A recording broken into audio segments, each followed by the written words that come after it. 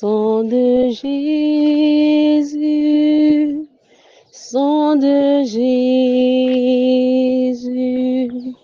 sang de Jésus, sang de Jésus, sang de Jésus, sang de Jésus. Première lecture du livre du prophète Jérémie, chapitre 1, verset 1, puis verset 4 à 10. Sang de Jésus, sang de Jésus,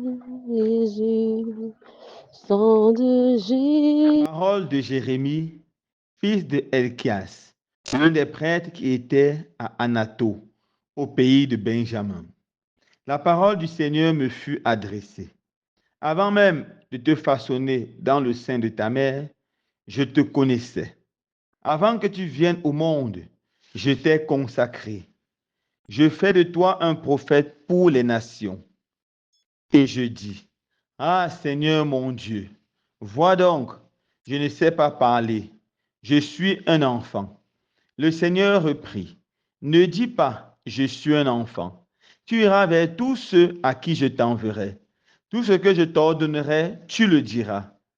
Ne les crains pas, car je suis avec toi pour te délivrer. Oracle du Seigneur. Puis le Seigneur étendit la main et me toucha la bouche. Il me dit, voici, je mets dans ta bouche mes paroles. Vois, aujourd'hui, je te donne autorité sur les nations et les royaumes, pour arracher et renverser, pour détruire et démolir, pour bâtir et planter. Acclamons la parole de Dieu. Louange à toi, Seigneur Jésus. Jésus, sang de Jésus, sang de Jésus, sang de Jésus. Frères et sœurs bien-aimés, dans la première lecture de ce jour, le prophète Jérémie nous donne le récit de sa vocation, de son appel. Jérémie était le fils d'Elkias et il vivait paisiblement. Mais un jour, la parole du Seigneur lui fut adressée et le Seigneur lui dit ceci. Avant même de te façonner dans le sein de ta mère, je te connaissais. Avant que tu viennes au jour, je t'ai consacré. Je fais de toi un prophète pour les nations. Ici, on voit que avant même la conception de Jérémie, le Seigneur, dans son amour infini pour lui et pour l'humanité, dans son plan merveilleux pour Jérémie et pour toute l'humanité, le Seigneur l'avait choisi et consacré comme un prophète. Le Seigneur l'avait prédestiné à cette grande mission, cette mission d'annoncer partout la bonne nouvelle. Et au moment opportun, le Seigneur révèle à son fils Jérémie sa belle vocation, mais sa vocation exigeante de prophète. Et le prophète, c'est celui qui parle au nom du Seigneur. Jérémie, conscient que c'est une mission difficile, car beaucoup de ses concitoyens s'égaraient, allaient loin du Seigneur. Parler au nom du Seigneur était un danger pour lui, pour sa vie. Et Jérémie a peur. Et il objecte. Il dit ceci au Seigneur. Ah Seigneur mon Dieu, vois donc, je ne sais pas parler. Je suis seulement un enfant. Devant la mission grande, Jérémie voit sa faiblesse, sa petitesse, son jeune âge, son incapacité à être éloquent. Et le Seigneur lui dit, ne panique pas, ne dis pas que je suis un enfant. C'est moi qui t'envoie. Je n'envoie pas les personnes dignes. Je rends dignes les personnes que j'envoie. Je n'envoie pas les personnes extrêmement compétentes. Je rends compétents les personnes que j'envoie. Et le Seigneur touchera la bouche de Jérémie et sanctifiera sa bouche. Il ira pour prêcher. Il sera prophète.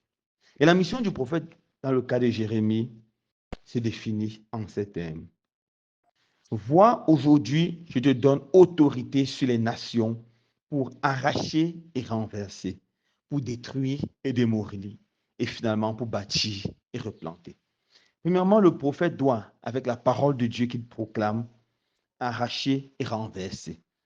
Arracher le péché qui s'installe au milieu du peuple. Renverser les murs d'orgueil qui se sont forgés dans le cœur des hommes, dans le cœur du peuple d'Israël. Détruire les structures du péché. Détruire les structures du mal. Démolir la haine, l'orgueil, la sorcellerie, la méchanceté, la jalousie et tout ce qui pourrit la vie. Voilà la mission du prophète. Il doit le faire avec amour et par la puissance qui est la parole de Dieu. Ensuite, il a pour mission de bâtir et de planter. Bâtir un monde nouveau, un monde où il est beau de vivre. Bâtir une civilisation de l'amour, où les hommes enterrent la hache de guerre et apprennent à se regarder comme des frères. Où les hommes détruisent les barrières qui les séparent et apprennent à construire les ponts pour s'unir.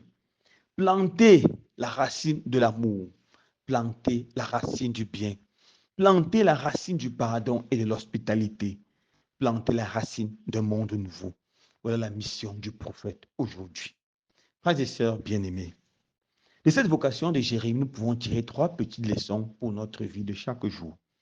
Premièrement, chacun et chacune d'entre nous doit savoir qu'avant sa conception, avant qu'il ne soit conçu dans le sein de sa mère, notre Seigneur l'a connu et aimé. Notre Seigneur l'a consacré et lui a donné une mission d'amour. C'est dommage d'écouter certaines personnes dire souvent, entre guillemets, nous sommes venus accompagner les autres sur la terre. Je suis un enfant bâtard, ma vie n'est qu'un échec. Personne ne m'aime. Mes parents ne m'ont pas voulu. Même si tes parents ne t'ont pas voulu, même si tes frères ne t'ont pas voulu, sache que le Seigneur t'a voulu, il t'a béni et il t'a donné une vocation exceptionnelle.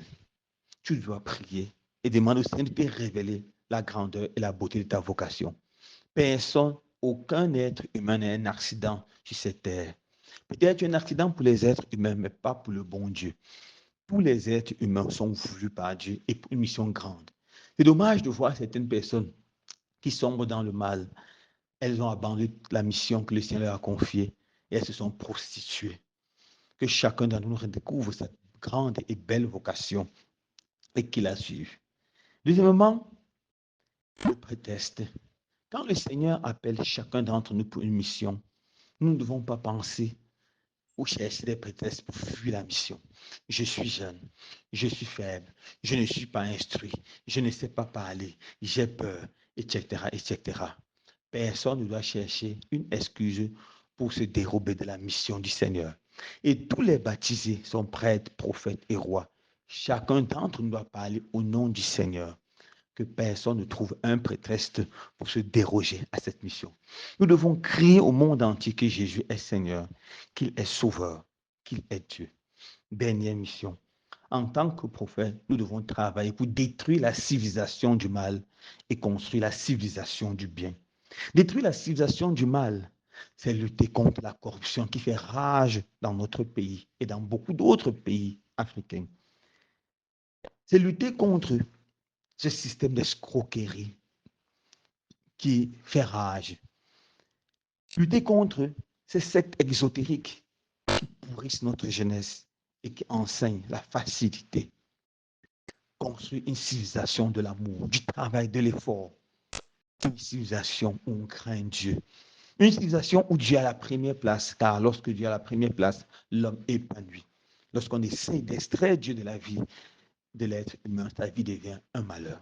Que Dieu nous donne la grâce de pouvoir, comme Jérémie, accepter notre vocation et de travailler pour créer une véritable civilisation de l'amour. Loué soit Jésus-Christ.